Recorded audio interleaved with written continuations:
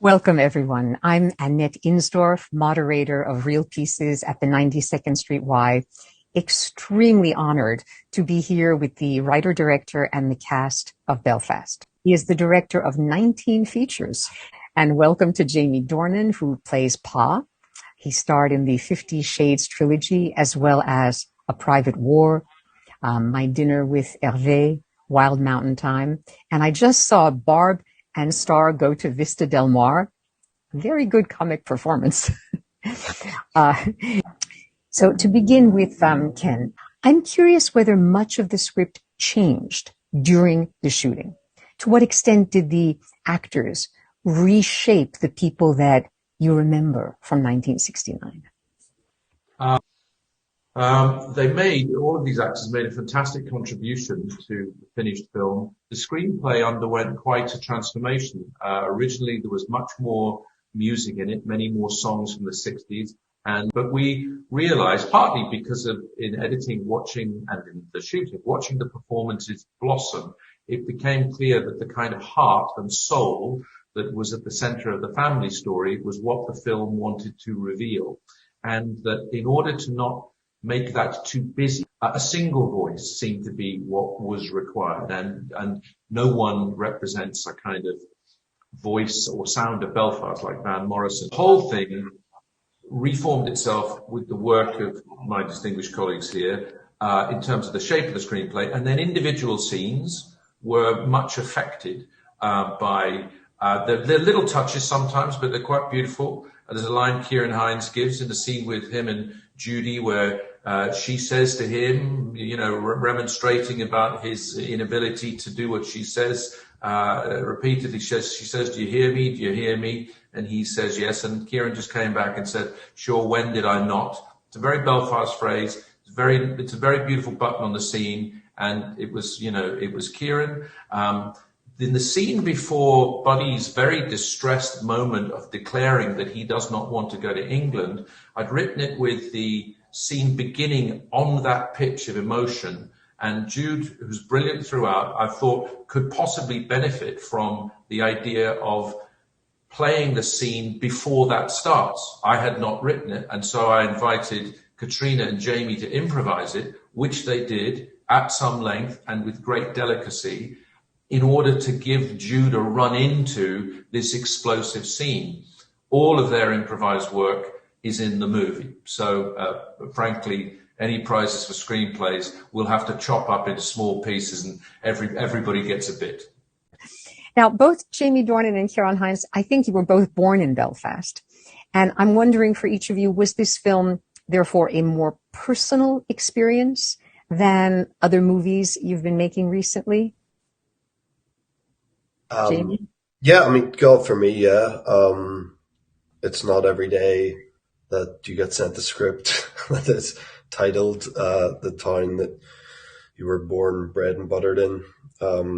I've been lucky so far in my career where I've played characters from Belfast, but that's never been the sort of central theme of the story, or the main focus being the place. So this was just unique in its sort of the way it was presented, and an opportunity to, which I feel is really important, to show Belfast off in a different light. And for the last 20 years I've been very lucky and travelled around the world a lot, and I have seen the whole gamut of reactions when you tell people you're from Belfast. It's fascinating watching people when you tell them you're from that place, because everyone's got a very different understanding of what that place is and who the people are and what went on there. So and it's not always an ignorance on people's part. It's often just what they've been fed. And when you look at the news reports from a 30-year conflict, you can't blame people for thinking that it's all doom and gloom over there. And I'm forever trying to explain to people that it's a bright and beautiful place filled with laughter and filled with hope. And I think with this film, that argument's much easier now going forward, because you get to see how certainly the origins of conflict affected normal, hardworking innocent people, and we've seen it. Stories based on the conflict and the troubles that are through a very political lens or paramilitary lens, and and they have their place and they're important and necessary. But I think this is particularly necessary to tell this story so people have a better understanding of the people, the everyday people that were affected by goings on there, and I'm so proud to be a part of that.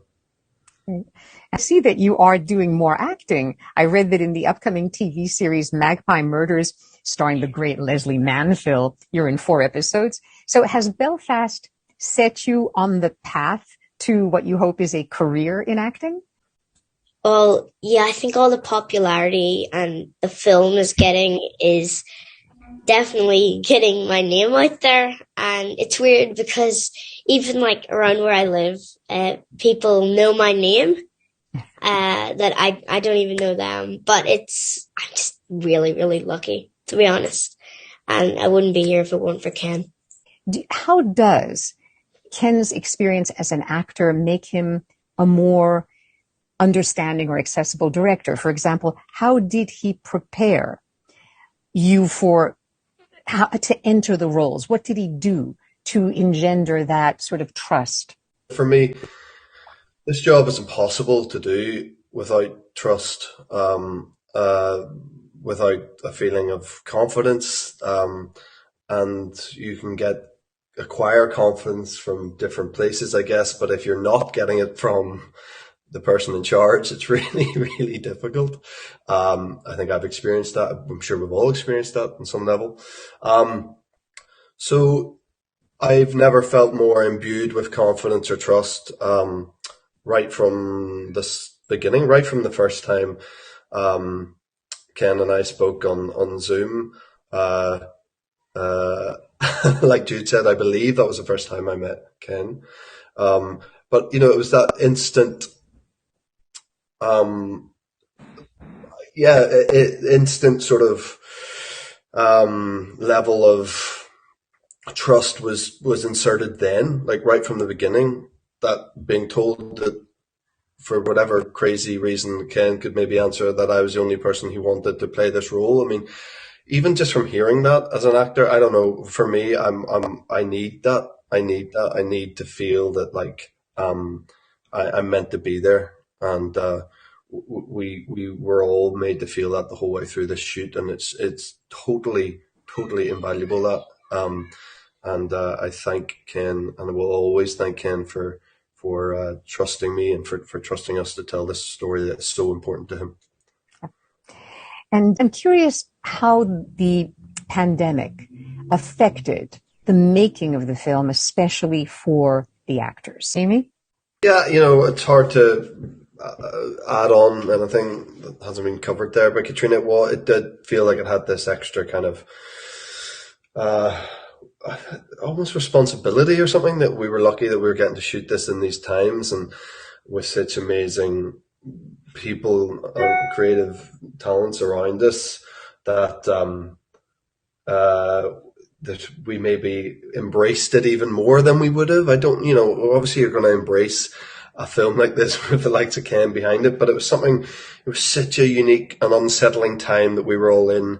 And then, as Katrina said, we were given this gift, and I guess there's a sense of wanting to make the most out of this and make this as great an experience as you possibly could. And it wasn't like a normal job. There were strange protocols, and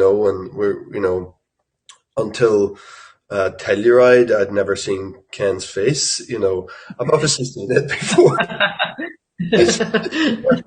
I wasn't like, who's this guy? He's talking to me, very familiar.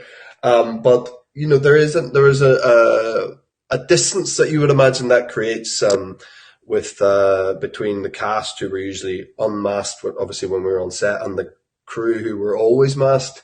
But again, there was some sort of magical camaraderie that was formed. I think for a collective fear of everything that was going on around the world, and here we are, we're able to still come together do our jobs that we love, that we need. And I think we all realised, having a few months off, not able to do anything, how much we need the work. So it was a very special bond that was created as a result of that. Yeah. A question for Jamie, given the film's focus on generations. When we were at the Telluride Film Festival together, I was very sorry to learn that your father died of COVID last year. And you mentioned that you based a lot of your character in Belfast on him. Has your mother seen Belfast, and how did she react? I've got further sad. I lost my mum when I was 16. Oh, I'm sorry. Oh, I didn't realize that. So, listen, so no, it's obviously the answer. My family have.